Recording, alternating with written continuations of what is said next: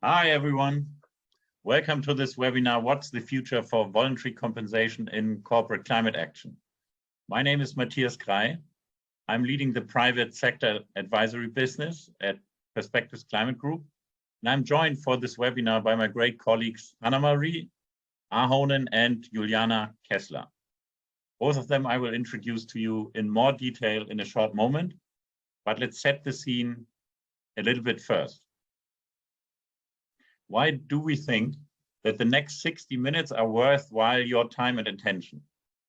Well, I'm sure, and we are sure, that you have experienced that the world of voluntary compensation can be confusing for companies wanting to make a difference for the climate.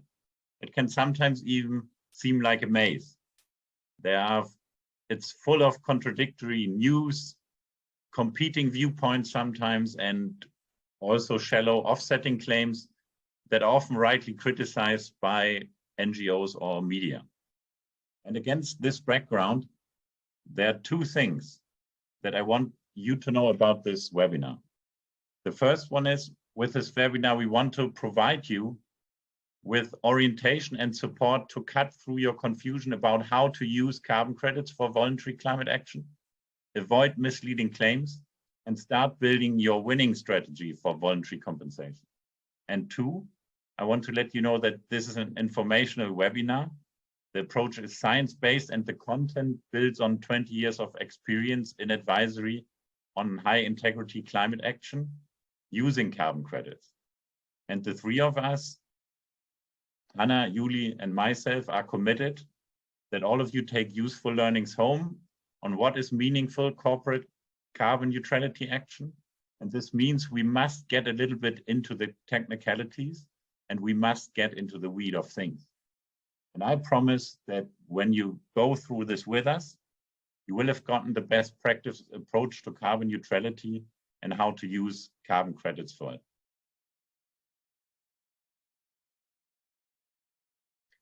Why did we choose, the three of us, to run this webinar, or Perspectives as a team, as a host of this webinar? Simply because we think that we have valuable knowledge and experience to contribute to this topic. Because as an independent advisory firm on carbon markets with 20 years of experience, we are keen to share with you what we think works in the current situation in the market and what we think doesn't work yet. And our analysis and conclusions are drawn from having worked with and for a variety of carbon market participants, including investors, including project developers, standard setters, as well as NGOs. And particularly, I want to highlight two very important projects that my colleagues, Hanna-Marie and Juliana, have been working on. That is why both will present the main content of this webinar. Hanna-Marie is a senior consultant at Perspectives, and she's a true carbon market veteran. She has been working for a public carbon credit procurement program and a project developer alike. And she's at the moment running the Nordic Dialogue on Voluntary Compensation, which has just come out with a best practice guide for voluntary compensation in the Nordics.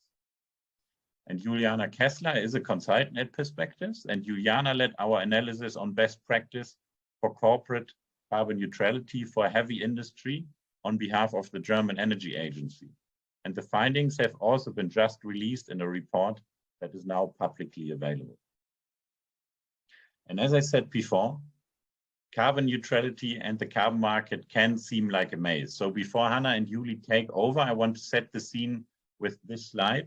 And it shows, from our point of view, the 5 success factors for corporate carbon neutrality action. And they are: 1, comprehensive greenhouse gas calculations; 2, 1.5 degree aligned mitigation targets and action; 3, use of high integrity carbon credits; 4, clear and truthful and verifiable claims; and 5, comprehensive reporting and verification. And why these 5 points are the key success factors, Hanna-Marie and Julie will explain to you later in this webinar. And in doing so, we will deep dive on how carbon market regulation is influencing the best practice for the success factors 3 and 4, because those success factors 3 and 4 have to do with the question, what's the future for voluntary compensation in corporate climate action. And we will approach these success factors in the following way. Sorry, Julie, just forward one slide and another one, please.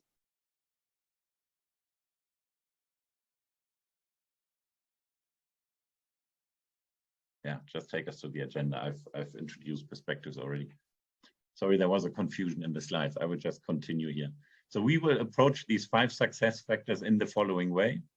First, Hannah will define key terms and concepts. That was when I was referring to the technicalities, to lay the foundations for what follows later. And afterwards, Hannah will take us through the relevant features of today's carbon market, because they are important to understand the question of the future of voluntary compensation. And then Julie will follow up with what this all means, what Hannah has presented for best practice on carbon neutrality action for corporates. And at the end, I will briefly take over and conclude with the implications for corporate climate action and moderate the Q&A session that follows. We will have enough time to take your questions there. And the final organizational aspect on that matter, you can actually leave your questions at any time in the dedicated question and answer function that Zoom provides, and we will address them then at the end in the question and answer session. So let's get started with the first presentation, and over to you, Hannah. Thank you, Matthias. I hope you can hear me. And so, yes, so let's start with some key terms and concepts, because it's so important these days to just be on the same page about how we are using particular terms. And so if we're looking at the big picture, what we want to achieve with voluntary carbon markets, but also all kinds of carbon market action, is to support the Paris Agreement's long-term goals. And the challenge here is that the country's current policies are nowhere near where we need to get to. And if we look at what countries have pledged under the Paris Agreement, that is also not taking us to the 1.5 degree aligned pathway, which is the Paris Agreement's long-term goal. So we have an ambition gap, which is quite huge at the moment. And this is where voluntary action can help. But the interesting thing is that it can help in all of these different places. So it can help to implement the current policies that countries have. It can help to raise ambition beyond the current targets so that countries increase their targets. And then it can also help to close the ambition gap. So the carbon markets can actually support in all of these different areas. And what is really important is just to keep this in mind when we're looking at the different terms, so that we can be specific about which part is the carbon market addressing in a particular action. So it can implement current pledges, help to raise the pledges, and then help to close the ambition gap between countries' targets and where we need to get to. Next slide, please. And so we then also have the corporate carbon neutrality claims. And before we go forward, it's important to just say that when we're talking about carbon neutrality, we are increasingly talking about all greenhouse gases and not just carbon dioxide. So when we are referring to carbon neutrality today, it is to do with greenhouse gas neutrality or climate neutrality. They're all being interchangeably used. But when we're talking about carbon neutrality, it's all greenhouse gases. And then when we're looking at emissions, we are talking about direct and indirect emissions. So throughout the corporate value chain, scope 1, which is the direct, scope 2 and 3, which are the indirect. And then also that carbon neutrality and net zero at the global level, they are synonyms, but at the corporate level, they are not. So that's also important to highlight. We'll come to that in the next slide, next slides at least. So here we have a picture that is from the Science Based Targets initiative, and they are focused on corporate net zero. They have a corporate net zero standard, and they require corporates to reduce their value chain mitigation in line with science by at least 50% by 2030 and 90 to 95% by 2050. and no claims on net zero until you've met your long-term target. And that would require mitigation that you have to do anyway, but also further mitigation, whatever is consistent with 1.5 degrees with your own action. And at the target year, then if there is some emissions remaining, you can neutralize them using science-based target initiatives terminology with removals. And then you can say you're net zero, but you can't say you're net zero until you've got to this point. And after this point, if you then support removals that are greater than your remaining emissions, then you can say you're net negative, which is if you, yeah. And then on your way to net zero, you might also want to support and address the remaining emissions that you have. And this is something it's not required, but it's encouraged by the Science-Based Target Initiative. They refer to it as beyond value chain mitigation.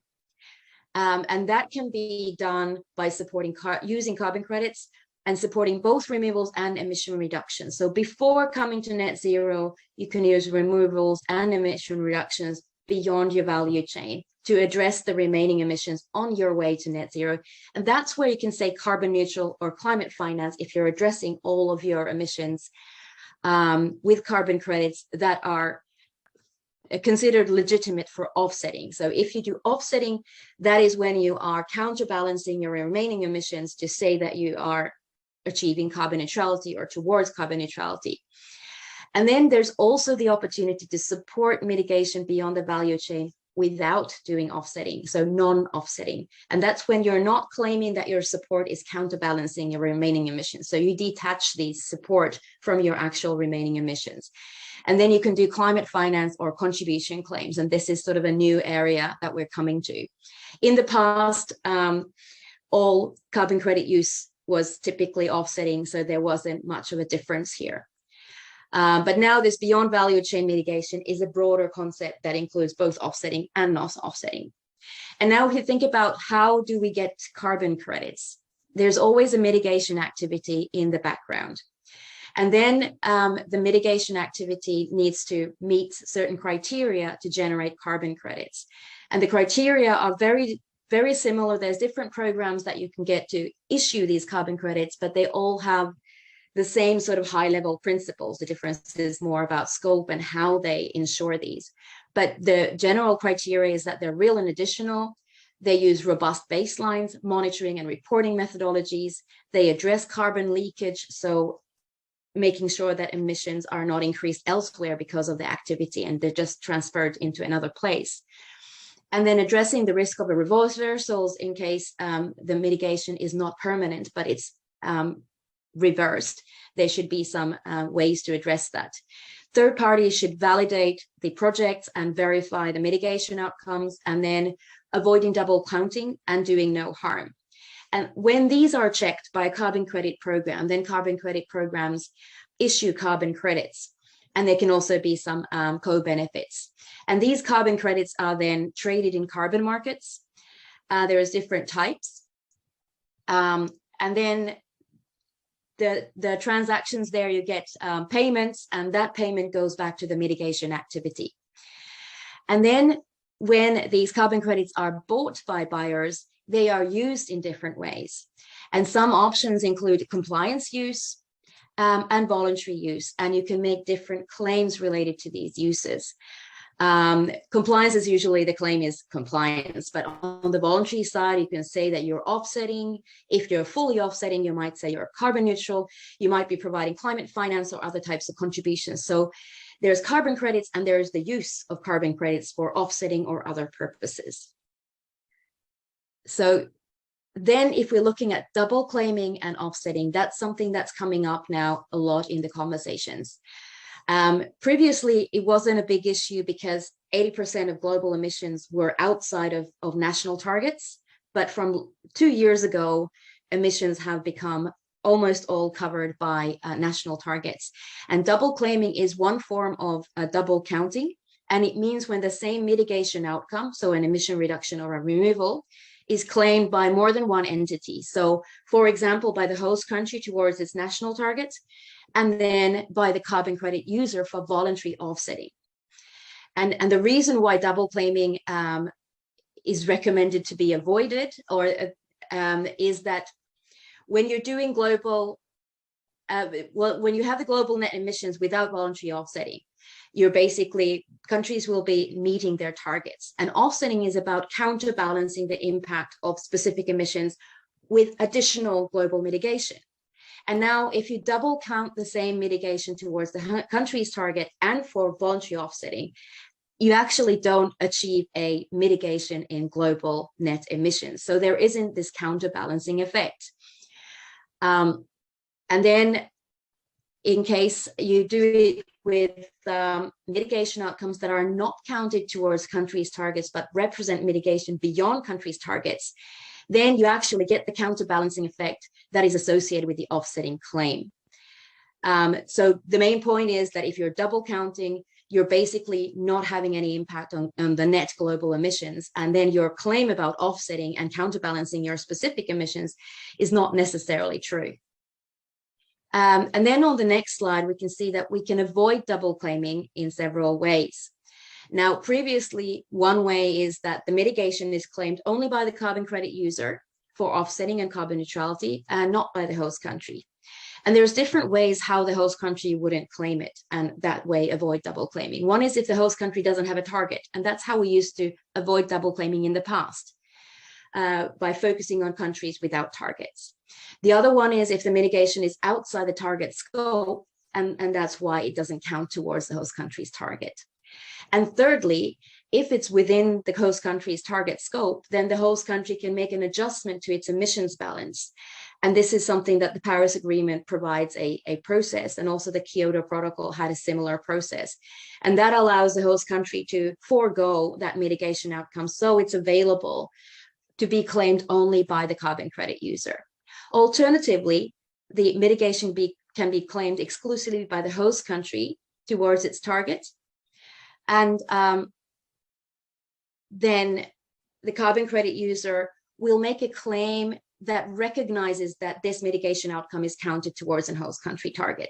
And that's a non-offsetting claim. It has many different names. So contribution claim, impact claim, climate finance claim, they all mean that the user of the carbon credits is not claiming to have counterbalanced very specific own emissions, and they're not making an offsetting claim, and they're not making a carbon neutrality claim. And now if you're looking at the carbon markets in the Paris Agreement era, there are some key differences compared to the Paris Kyoto period, but there's also some similarities. Next slide, please. So you can see before and after 2021, which is when the Paris implementation starts. So before 2021, you had host countries that had no targets. And now after 2021, you have countries with targets. And on the other side, on the buyer side, previously, you had buyers that usually did not have targets. And now you have more and more buyers that actually have targets. And now if you implement the same activity before and after, now some of that mitigation will be counted towards the host country's national targets. Sorry, the comments are coming on top of my slide. So here we go. So yes, so when previously all of this mitigation was available for carbon markets, now some of that will be counted towards the national target, because the business as usual is not as it was before. Now we have the 1.5-degree target as well in the back. On the other hand, in the carbon credit side, then the buyer also has the voluntary target. And now previously and now we still have the carbon credit program that checks and quantifies the amount of carbon credits that are additional with a valid baseline. But now the baseline needs to be below business as usual. And additionality needs to take into account the national targets. Permanence is still a valid criteria. Measurement, reporting, and verification are still valid.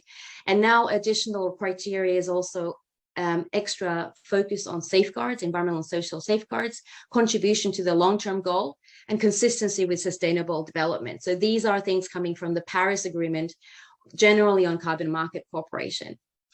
And now then when you get the carbon credits, also previously you could use all of them to cover your emissions, but now that you have voluntary targets, good practice requires you to meet those targets without carbon credits and use carbon credits only to address the remaining emissions. So this is where the main differences between before and after the Paris era are. So having targets on the national side, but also on the voluntary side, and then having more stringent requirements. So importantly, what's the ambition of your own action? That's the big question these days. Carbon credit quality was always a question. It remains a good question. Double claiming has become bigger now that all countries have targets. And then the issue here is really about, is your claim true? Is your offsetting claim? Have you genuinely counterbalanced your emissions? Have you avoided this double claiming? And then if we look at Paris Agreement and Article 6, it is about countries meeting part of their targets with mitigation outcomes achieved in other countries to allow for higher ambition. And countries that participate must ensure they're the ones responsible for ensuring environmental integrity, robust accounting, and also avoiding double counting and promoting sustainable development. So countries are responsible for ensuring this. And the cooperation needs to align with national targets and long-term goals. So this is requirements coming from the Paris Agreement. And countries can also authorize public and private entities to participate in the cooperation. But now this also means that they can bring private sector into the cooperation. And there's two types of carbon market cooperation under the Paris Agreement. So 6.2, as we call it, sorry for the awkward words, is basically cooperative approaches of cooperation that involves internationally transferred mitigation outcomes. And they're actually defined as real additional and verified emission reductions or removals that are authorized by the host country to be used by other countries or by international airlines and other international mitigation purposes or other purposes. And this other purpose includes voluntary offsetting. And this is something that countries have their national criteria and procedures if they want to authorize mitigation outcomes. And if they authorize, then they commit to adjusting their national emissions balances, which means that the host country doesn't count authorized carbon credits towards their target. So this is a way to avoid double claiming with the host country.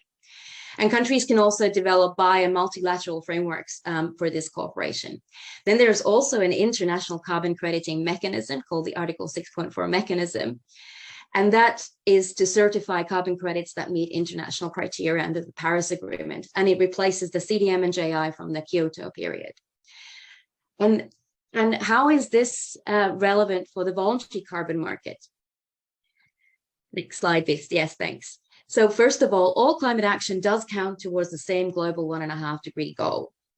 And that goes beyond what we have as existing targets at the moment. So voluntary carbon markets can support mitigation towards and also beyond national targets.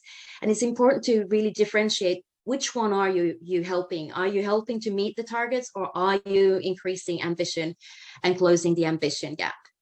Now, the voluntary carbon market can use the Paris Agreement's market tools, but they don't have to. But if they want to, they can use it to ensure quality if they want to have these Article 6.4 UN approved carbon credits. And if they want to support ambition beyond national targets, they would need to use Article 6.2, that process, which then allows the host country to forego the mitigation outcome and not count it towards its targets. And that's how you can support ambition raising. And companies don't need to do that, but they might want to do it for quality and ambition raising reasons to manage reputation risks.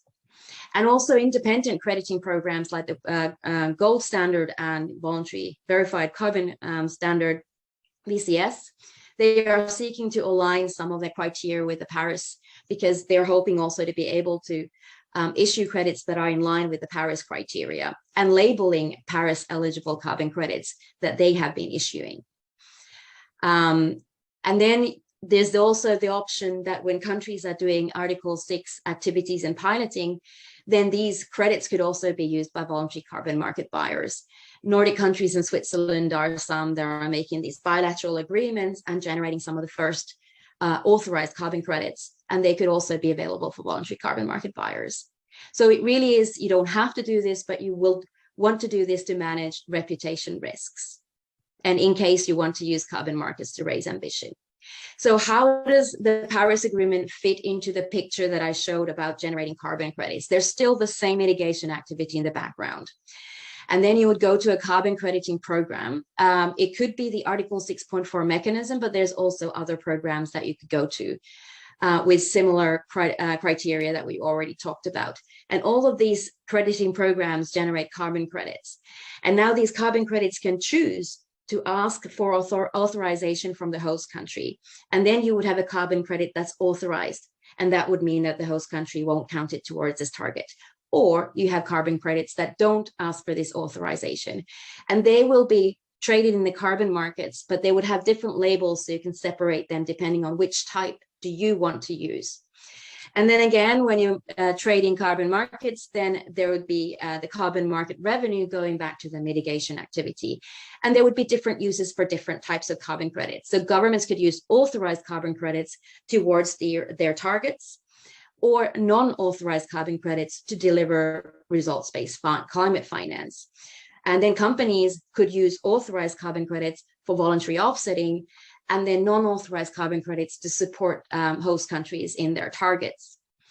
And now there is a debate in the market right now, is it only authorized carbon credits that can be used towards offsetting, or other types of carbon credits that avoid double claiming with host countries? There is a debate about this, and our view is that if you want to be on the safe side and make credible, legitimate claims that nobody will question, then these authorized carbon credits are the way to go, because they're not questioned by any party. And if you make offsetting claims using non-authorized and there is double claiming risk, you will increase the risk that your claim will be questioned by stakeholders. And so some good news and bad news to wrap up. So first of all, almost all countries in the world have national targets under the Paris Agreement. That's great news. But unfortunately, as we saw already, these targets are not sufficient to limit global warming to 1.5 degrees. So we do need to see those targets being enhanced quite urgently. And then we have good news that we have agreed on robust Article 6 rules that require and also enable ensuring environmental integrity. And there's processes and rules for avoiding double claiming. But the challenge is that the Article 6 operationalization hasn't started yet in full speed, and it always requires significant national capacity. There are some first countries that have this capacity already. But the mechanism itself will take another year or so to start going. But the good news is there are countries that are already working on this and have been working on Article 6 activities for several years now. So the capacity is building up, and we can also make use of the experience, 20 years of experience from carbon markets before. And then on the non-state actors side, the great news is that there's a rapid growth in corporate climate targets and the voluntary carbon market. But the bad news is there is a lack of trust in the targets and the markets themselves. And also there is this lack of agreement on whether and how to avoid double claiming between national targets and voluntary offsetting. And the next slide, please. And here I will hand over to my colleague, Juliana, please. Thank you.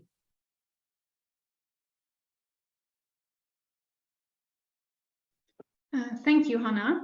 And yeah, we have just heard that the lack of trust in corporate targets and the voluntary carbon market in general is an issue when it comes to the voluntary use of carbon credits. So trust in this market can only be enhanced if market actors apply good market practices. And these good market practices follow a certain hierarchy that Matthias already introduced at the beginning as well, and which is shown on the slide again. So the following good practices are currently emerging. So first, GHG emissions have to be comprehensively calculated, which means that this comprises both direct and indirect emissions. So for corporate emissions, this means scope 1, 2, and 3.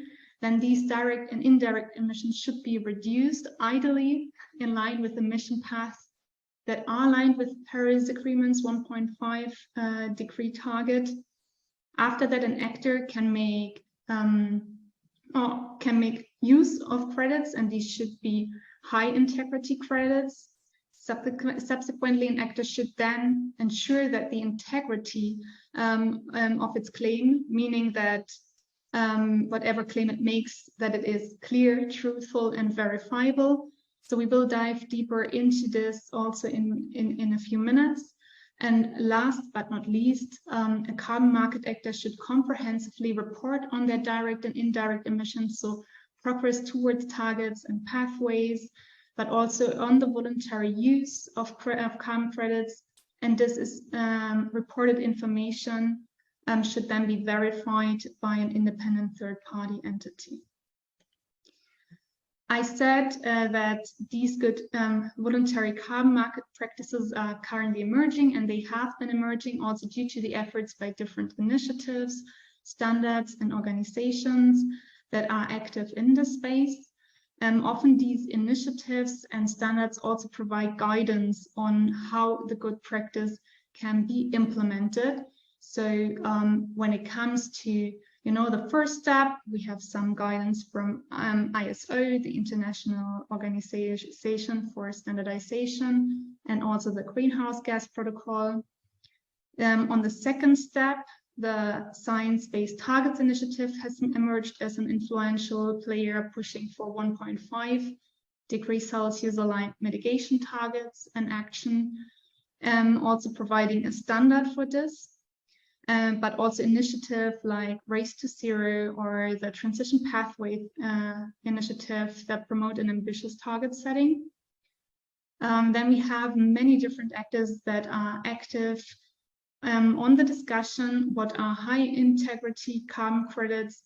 One of the most prominent ones is currently the so-called Integrity Council for the Voluntary Carbon Market, the ICVCM. And then obviously carbon crediting programs like Gold Standard and Vera are active here, but also the International Carbon Reduction and Offset Alliance, Oxford University, and now also the EU, because the Commission has developed a proposal for the regulation of green claims, which is currently discussed in the Council and Parliament. So what concerns the integrity of claims, this is currently also a hotly debated topic, as we have heard. Here we have, again, ISO that is currently developing the new ISO 14068 for carbon neutrality. We have BSI PAS 2060 from the British Standards Institution, which is actually currently the only internationally recognized standard in place for carbon neutrality. The Voluntary Carbon Markets Integrity Initiative, VCMI in short, Gold Standard as well active, the Nordic Dialogue on Voluntary Compensation. I will come back to some of these initiatives in a few minutes. And again, the EU regulation on green claims. And yeah, on reporting and verification, ISO, GHG protocol, and also Carbon Disclosure Project, etc. So on the next slides, I will dive or zoom in a little bit on these two aspects. So first of all, I have already mentioned the ICVCM. Basically, the ICVCM is striving to establish like a global threshold or benchmark for carbon credit quality. And there has recently been a public consultation period where they have introduced the 10 core carbon principles, as they call it, and an accompanying assessment framework. So if a carbon credit complies with all 10 listed principles here, then it can be called a high integrity carbon credit. And the final version of this guidance by the ICVCM will probably be published around the climate conference this year in November. And then from next year onwards, the ICVCM plans like to start and to assess carbon credit types and programs, and yeah, to give them the CCCP eligible label if they pass. On the next slide, I would like to focus on carbon neutrality specifically. So yeah, guidance on carbon neutrality touches upon various of these aspects that I just mentioned. And in the Dana study for the, that Matthias has introduced at the beginning, we compared requirements established by standards and initiatives for carbon neutrality. I just want to highlight some of the results in this table. So the existing standard on carbon neutrality, the BSI Pass 2060, has rather low requirements when it comes to the comprehensiveness of GHG accounting, as there are ways around not accounting Scope 3 emissions. The same accounts for the ambition of own mitigation, as no requirements are established for the amount of emission reductions that have to be reduced, and also the coverage of scopes of those emission reductions. And yeah, the same accounts for the reporting, and so that's why the assessment here is low, and low to okay. I mean, for the ISO standard on carbon neutrality, there is actually not so much information currently publicly available. And what is known more or less is that it will most likely have some more stringent requirements when it comes to own mitigation compared to BSI Pass, because it's also to replace BSI Pass as an internationally recognized standard in this field. What concerns initiatives that business actors can join, there's, for example, the Climate Neutral Now initiative and Wirtschaft pro Klima, which is a German one.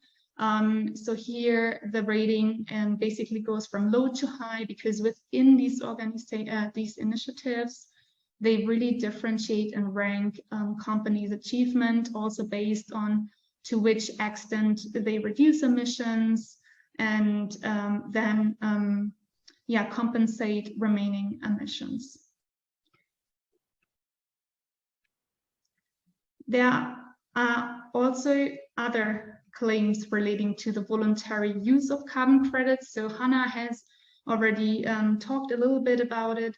So I mentioned the Nordic Dialogue on Voluntary Compensation before. It's a dialogue that was launched in June 2021 to provide support and guidance for the robust use of voluntary carbon markets towards and beyond carbon neutrality. And the Nordic code that was developed within this dialogue, basically accommodates a variety of claims that are clear about the associated level of emissions, ambition, and climate impact. As you can see in the matrix on the right side on the slide, so the claims are differentiated depending on their net impact on global emissions, which in turn depends on whether they count towards or beyond the host country's existing mitigation targets, and whether they are used to counterbalance specific emissions, as for example, an organization, or for products and services. So the carbon credits that represent mitigation above and beyond any national target can be credibly used for offsetting or mitigation in global emissions and related claims. And carbon credits that represent mitigation that count towards national targets can be credibly used for national mitigation contributions and related claims, but not for offsetting claims according to this Nordic code. So because if the same, what Hannah explained, if the same mitigation outcome is counted both towards a country's mitigation target and for voluntary offsetting, the global net emissions are the same with and without voluntary offsetting. So the carbon neutrality claim basically hides here behind offsetting specific emissions, but only if the full carbon footprint is offset. So only because double claiming is avoided here, as mitigation outcomes are going beyond country's target, this carbon neutral claim is possible. At the international level, there is the so-called Voluntary Carbon Markets Integrity Initiative that currently tries to establish a claims code of practice to guide credible use of carbon credits and associated claims. So in their latest provisional claims code, they introduced some new claims. The biggest difference basically to the slide before it, so to the Nordic code, is that the differentiation of claims is based on companies' progress towards next interim targets and the share of unabated emissions covered with high integrity carbon credits, and not on whether the mitigation associated with the carbon credit is counted towards or beyond national targets.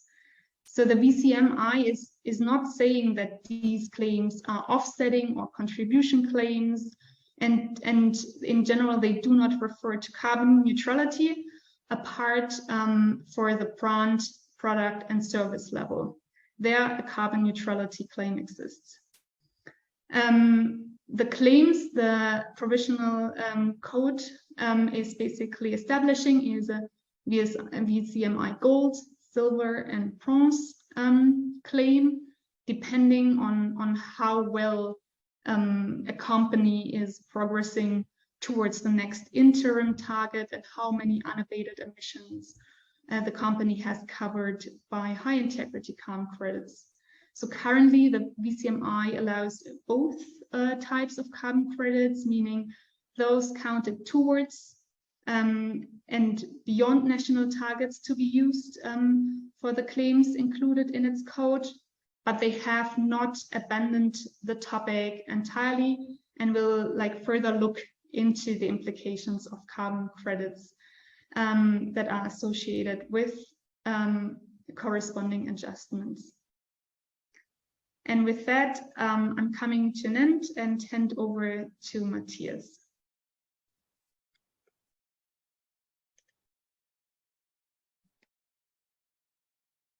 Thank you, Julie, and also thank you, Johanna. We've seen some questions and comments already coming in, so we will address them later in the question and answer session. I think we're going to have an interesting discussion there. I can see that already.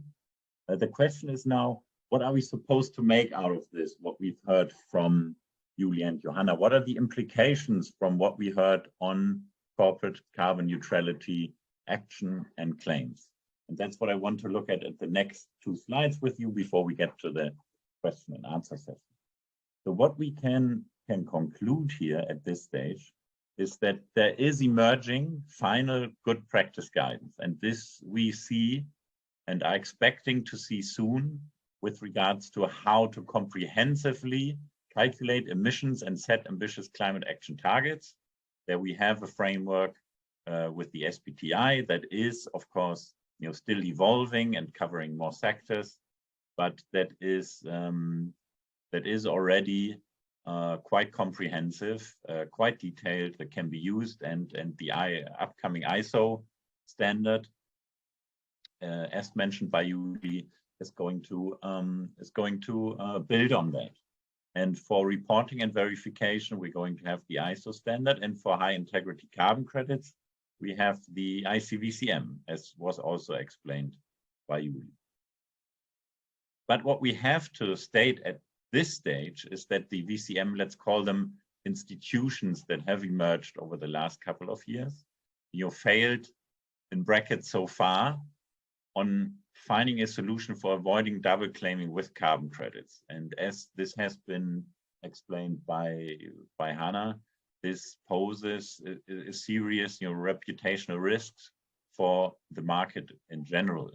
And the VCMI initiative, the ICVCM and the SBTI, as we've seen, it's not helping there, as as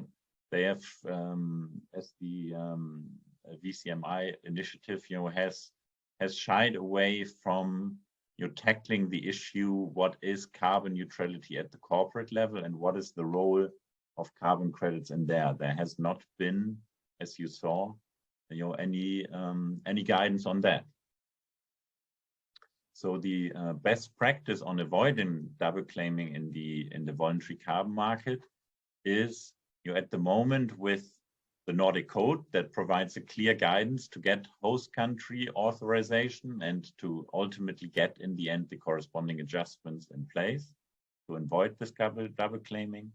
And we see that individual players in the voluntary carbon market, such as the gold standard and also Atmosphere as a provider of carbon credits for offsetting are moving forward and are working together with host countries in order to build their capacity for enabling them to have letter of authorizations and to have corresponding adjustments towards the end. And as has been explained by Hannah too, the Article 6 carbon credits, that they have automatic corresponding adjustment at the end due to the UN framework system.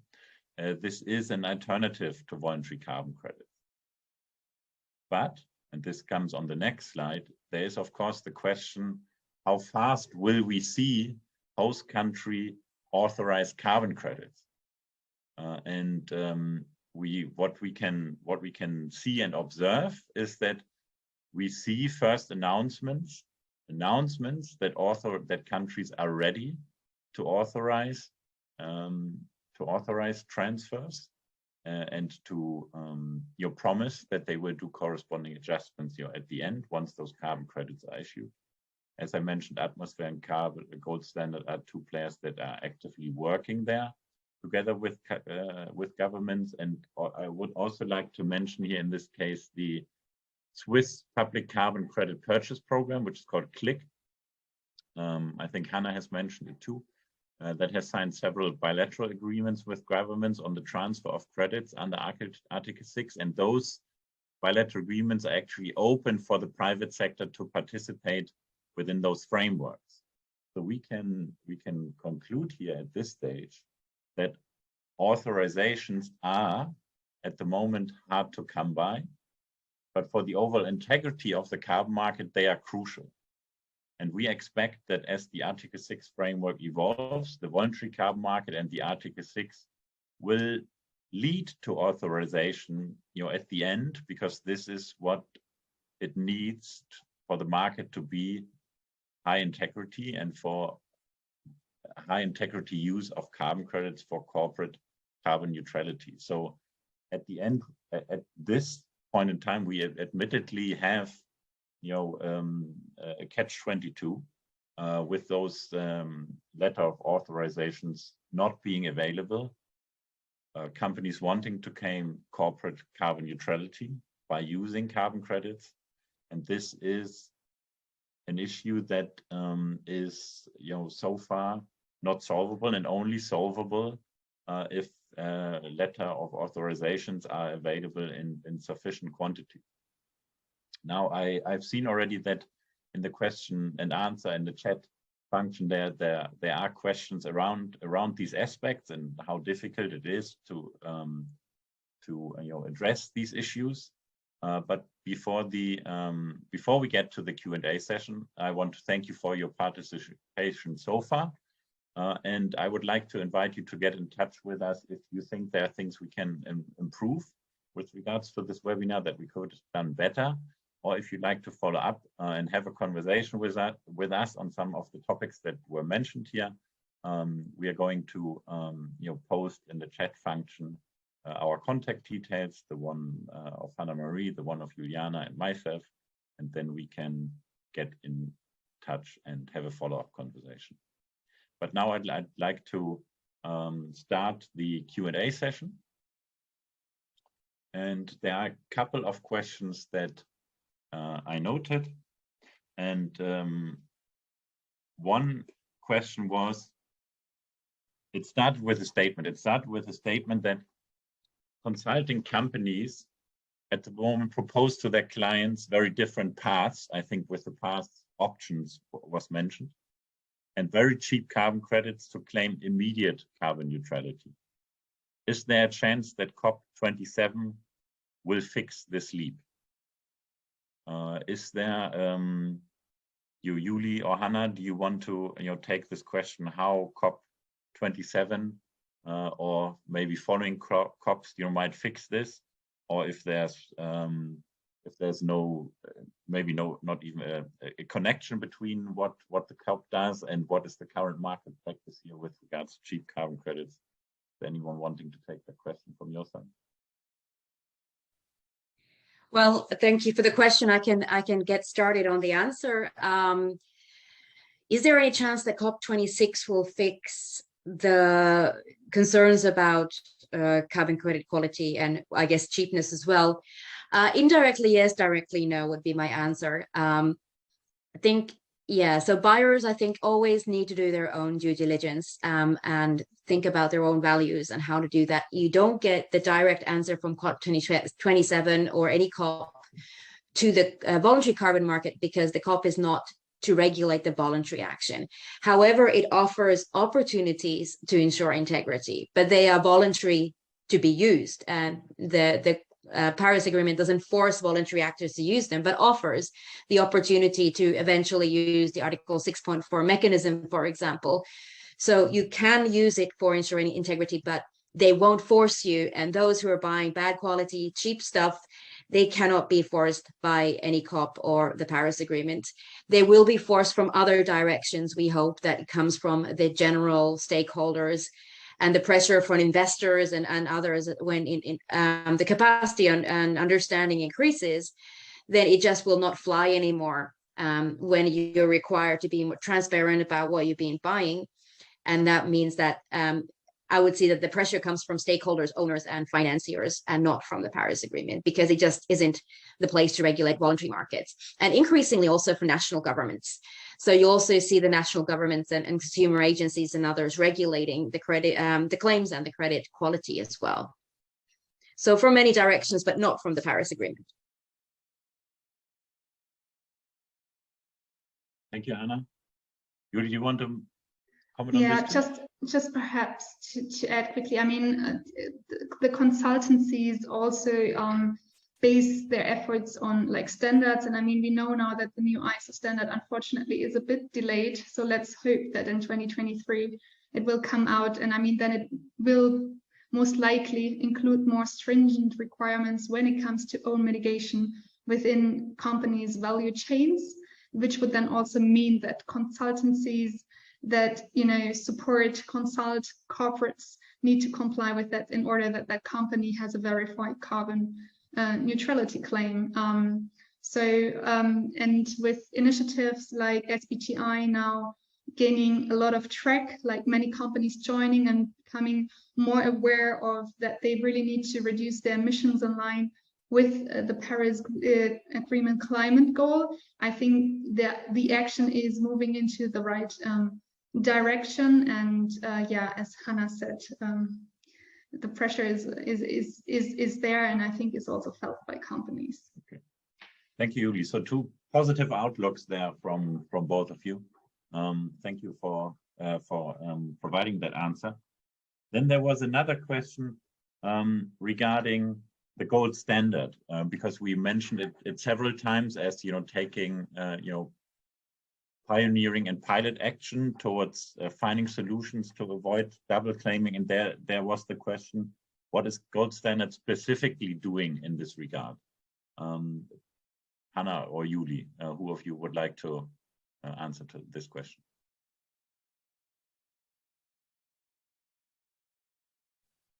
Well, I can get started and then Julie can continue. So gold standard is doing quite a lot. They have claims guidance where they're actually very similar position to the Nordic code. They're also doing early action on Article 6, working on authorization. They're updating their registry to match the Article 6 criteria, and also working on other requirements. And they have done some best practice guidance on actors that want to do carbon credits and use carbon credits that are at the level of the Paris Agreement. So there's some guidebooks there. There's a sustainable development impact goal, and we've been working impact tool, and we've been working with Gold Standard actually on many of these initiatives to support them.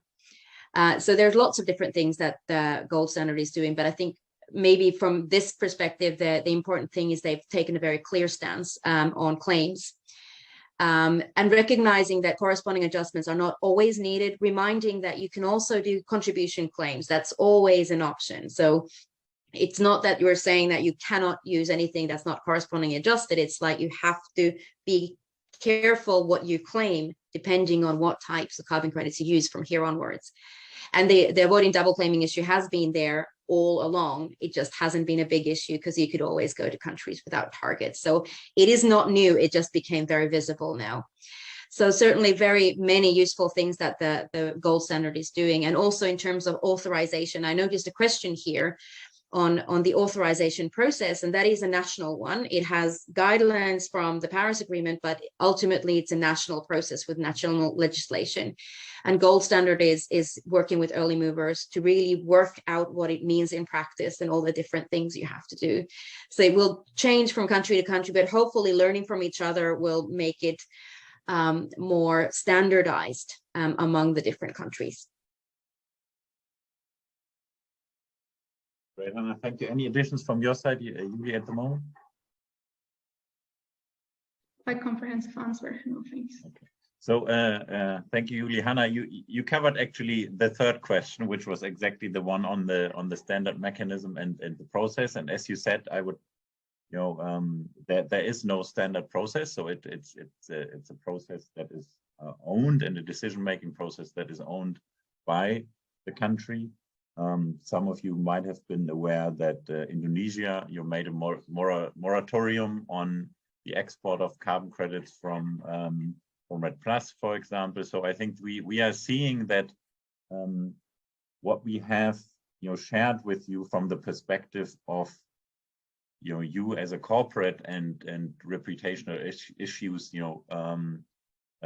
associated with double claiming, there's also, as you can see, a concern on the host country side, that the host country would be giving up on mitigation outcomes they claim for themselves. And that I think against all theory and all theoretic concepts, and conflicting viewpoints sometimes being exchanged on the topic of is double claiming real or not.